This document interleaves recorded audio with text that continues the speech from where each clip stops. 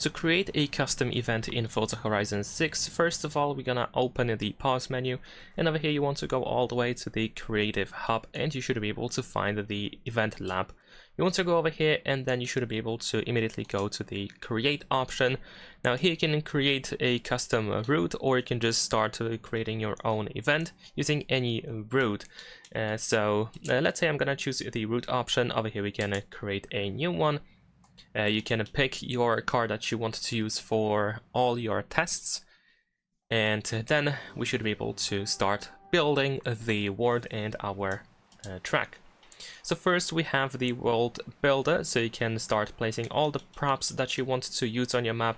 The list is quite huge. There is a pretty long list of different props that you can easily place on the map, and let me actually place something as an example.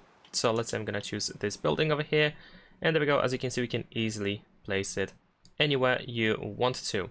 And of course, keep in mind that on the left side we have the list of controls, so whenever you want to do something with the prop, you can of course check out the controls that we have on the left side. You can also activate the selection mode by pressing right stick on your controller, or by using num5 on your keyboard.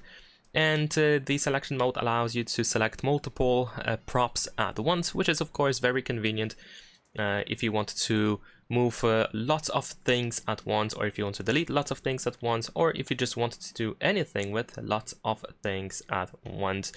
And besides that, of course, you can also press the view button, which is over here in the bottom left corner, the view button on Xbox controller to open options. On keyboard you can use backspace, and here we can find additional customization options that you might want to check out. Here you can also activate free drive if you want to drive around, and if you want to check things if they have been, for example, placed correctly.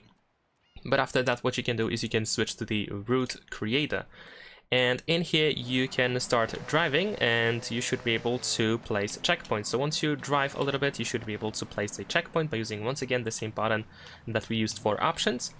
There we go. Of course you can move those checkpoints around in case you place them automatically in a slightly wrong way. And there we go. We can of course narrow and widen the checkpoint in case you need to place it in a slightly different position. There we go. And of course we can keep going and going and going. If you want to, you can rewind, that works as well. You can also press the menu or options button in order to open the options menu over here on the controller, and on keyboard it is escape, sorry. And of course, if you want to place the finish line, then you actually want to open the options menu, and over here we have the option to place the finish line. You can also go, for example, to the checkpoint type in order to switch from flag to flares, and so on and so forth. In the upper left corner you can see the length of your route. We have the limit of checkpoints. You can place up to 250 checkpoints, but once you are done, let's place the finish line. There we go. Then we should be able to create and save our route. I'm just gonna name it whatever, and then we should be able to test it. So of course, before you can actually race and before you can actually share your route, then first we need to create the event with this route, and you will have to perform a test drive on this route. This is the requirement. The game requires you to actually complete your own track before you can actually, for example, share it. There we go. Here we have the validate option. But before you do that, you can set up the name for the event, you can set up the description, you can edit the poster. So for example, if you want to change the image of your event, then of course you can easily do so. We open the photo mode, and then we just take the picture. So let's say I'm gonna just do something like that, and there we go. I'm just gonna save and exit, and then the image is going to be updated for our event, or the thumbnail. You can name it however you want, of course. There we go.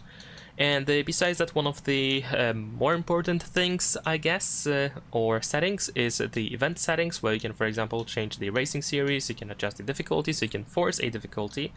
You can adjust the season, weather, time, and so on and so forth. You can also set up keywords and the performance class if you want to choose a specific one. You can also go to car themes in order to choose what types of cars should be eligible to drive on your event, and of course you can also go for anything goes if you want to allow everything. You can also go to, let's say, custom in order to choose a specific list of cars that should be eligible, and also there is an option to use your car So if you want to use like very precise tracks, then you can of course stick with your car that you used during the creation of the event.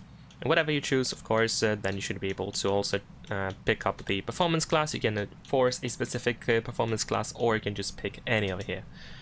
And then once you are ready, just go to validate, and then once you perform the test, once you complete the track, you should be able to publish it. And that is pretty much it. We should be able to go to the EventLab later on in order to open all your events, so you should be able to find them over here. And if you want to share your event, you should be able to press the right stick on your controller, or you can use P on keyboard, and then you will have the share code option in the description. And that is pretty much it. Leave a like and subscribe.